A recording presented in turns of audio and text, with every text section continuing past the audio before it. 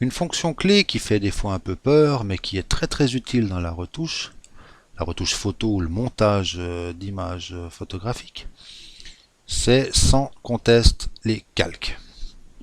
Alors les calques, il en existe de plusieurs types. Là, par exemple, je me suis amusé à faire un petit montage avec des calques tout simples et un calque de texte. Explication, à droite, vous avez la fenêtre avec les calques. J'ai un calque de dégradé, donc un calque vide où j'y ai mis un dégradé. Un calque avec un tampon, plutôt un coup de pinceau très gros avec les bords estompés qui donne une espèce de lune sur un calque. Un autre calque avec le petit village. Un calque avec les lumières. Et un calque avec Halloween. Alors, ça peut être sympa pour faire une petite carte postale, c'est très vite fait. Seulement, il faut utiliser les calques, parce que si on se trompe à un moment donné, on jette le calque et on n'a pas besoin de tout jeter. Ça, c'est une première chose. On a 1, 2, 3, 4 calques de même type. Un calque de texte. On clique deux fois dessus, on sélectionne le texte, on peut toujours revenir dessus. C'est un texte qu'on appelle, c'est un calque qu'on appelle vectoriel. On peut le traiter dans tous les sens, on peut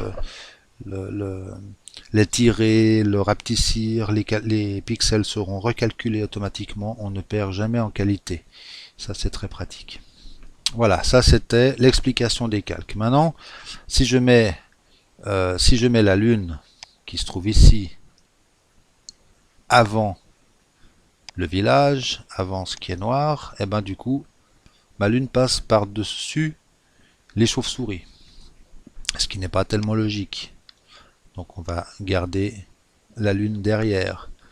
Identique pour Halloween, si je le mets derrière le village, je le vois plus le texte parce qu'il est derrière le calque du noir. Donc lui devant. La lumière, je peux l'éteindre comme j'ai montré tout à l'heure en cliquant sur le petit œil. Je désélectionne le calque pour le désactiver. Même si il est toujours là, il est juste pas visible. La transparence complète est symbolisée par un damier. S'il n'y a pas de fond, s'il n'y a absolument rien, c'est un damier. Il n'y a aucun pixel de sélectionnable, c'est un damier. Voilà, ça c'est des petites choses à savoir.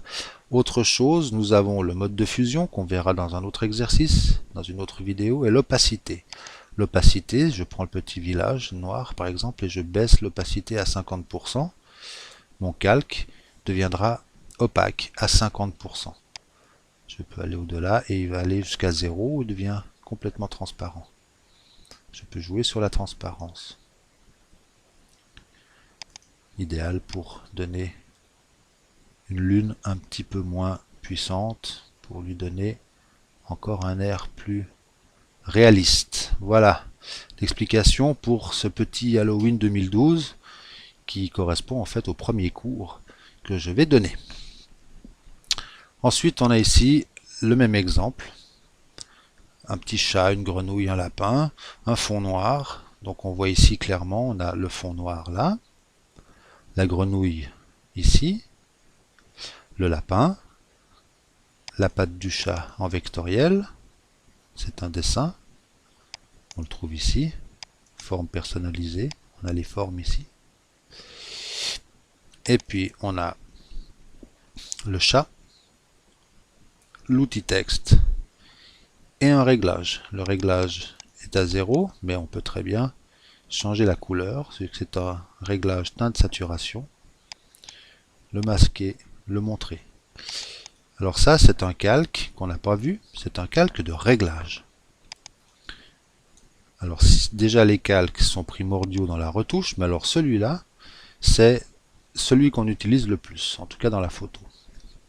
Le calque de réglage permet de régler n'importe quoi, la plupart des réglages peuvent se faire par ce biais-là. en mode non destructif, c'est-à-dire que je vais créer un calque de réglage. Je vais me dire, je veux un chat vert, un lapin verdâtre, voilà, c'est super. Puis après, je me dis, oh ben non, j'ai pas envie. Je reviens sur mon calque de réglage, je remets les couleurs à 0. Je retrouve ma photo d'origine. Si je veux que ce soit que un des calques qui soit atteint par un réglage quelconque, je dois déplacer mon calque de réglage en dessus de la forme ou du calque que je veux régler. En l'occurrence, je veux transformer mon lapin. Alors là, je suis sur le calque lapin.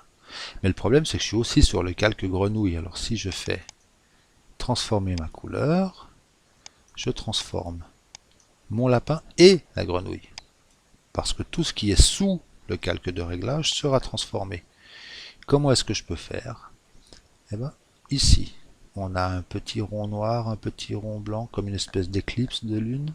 Je clique dessus et je vais écrêter. Le terme juste, c'est écrêter le calque du dessous et non pas les calques du dessous.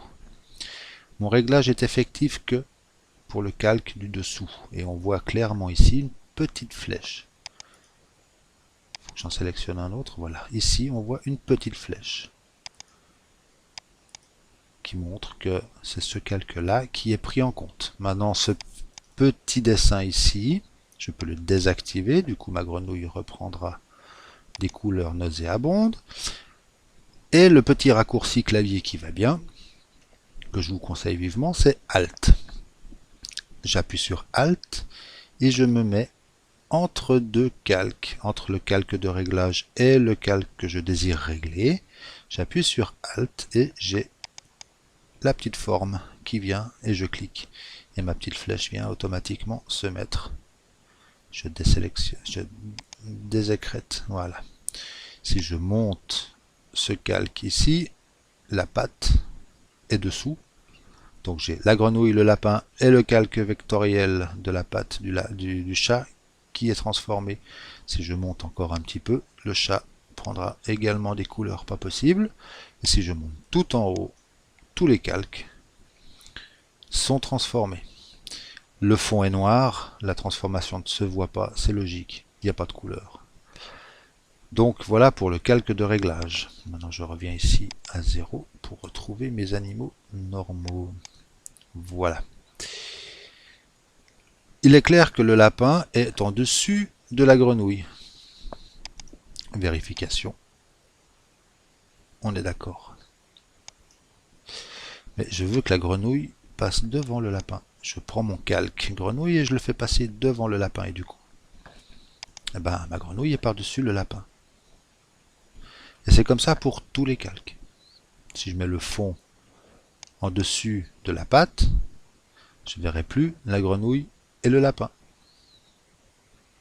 Donc le fond, on le met en dernier pour voir tout le monde. Il faut s'amuser un petit peu avec ce concept-là. Une fois qu'on a compris, une fois qu'on l'utilise, c'est excellent, on n'en sort plus, on ne peut plus travailler sans. Ça, c'était donc un petit montage rigolo. Je me suis occupé également de faire quelque chose avec cette photo. Cette photo, c'est rien d'autre que ma petite puce au signal de bougie. Il y a un labyrinthe avec des murs, des trous, et elle me faisait un coucou. Et puis, mon épouse m'a demandé un fond d'écran. Alors là, elle est, comme on dit, en pleine pastille, cadrage nul parce que beaucoup de choses autour. Et je me suis dit, on peut rattraper ça en production, en post-production. Et ben regardez, j'ai tout détouré pour pouvoir mettre tout ça sur des calques. Donc la photo, le fichier RAW d'origine, c'est celui-là, c'est comme ça. J'ai détouré la partie rouge que j'ai effacée, j'ai rempli le trou par la couleur verte, ce qui me donne ce calque. J'ai fait la même chose avec ça. J'ai simplement enlevé le trou au milieu pour le boucher avec la peinture rouge sur un nouveau calque. Et j'ai détouré le trou avec ma fille. Et comme ça, je peux maintenant m'amuser à faire toutes les configurations que je veux. Un fond d'écran avec un triangle plus petit ici. Pourquoi pas comme ça. Je fais OK, je prends. Alors ça calcule, voilà, je prends la bouille de la petite puce que je mets ici. Je fais OK. C'est crédible. Je prends autre chose. Je peux déplacer les éléments exactement comme je l'entends. Alors c'est plus de la photo, on est d'accord, ça c'est du montage, mais le but de cette vidéo c'est de vous expliquer les calques. Une fois que vous aurez compris les calques, on pourra passer à la suite.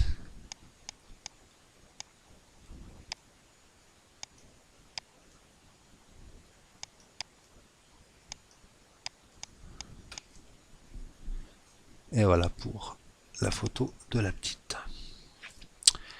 On va passer dans une autre vidéo avec la retouche pure et dure grâce au calque et non plus au montage photo.